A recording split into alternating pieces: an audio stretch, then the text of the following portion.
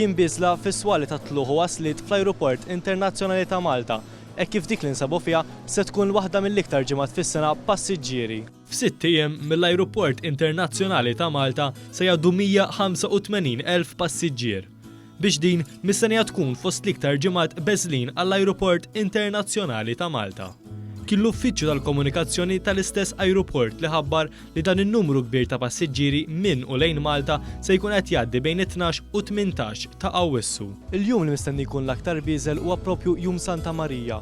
Huwa skedat li se jinżlu u jitilgħu 182 ajruplan fl-Ajruport ta' Malta. Dan se jwassal għal moviment ta' aktar minn 30,000 passiġġier li jfisser li f'menti minnhom se jgħaddu 2,000 passiġġier f'siegħa. Minħabba l-influss kbir ta' passiġġieri f'din il-ġimgħa, dawk li se jivvjaġġaw f'dan il-perjodu huma mħeġġa sabiex jattendu l-ajruport satejn qabel il-ħin ta' tluq.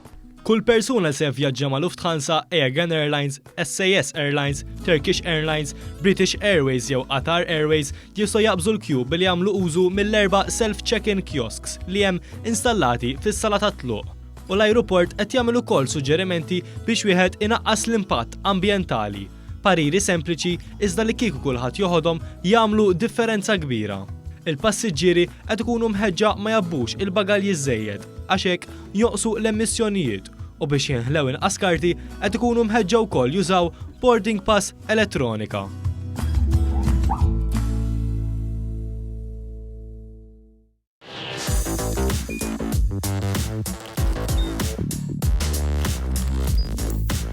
Idħol fuq one.com.mt u hemmhekk tista' tara l-programmi kollha li jxandru fuq One permezz ta' One Play.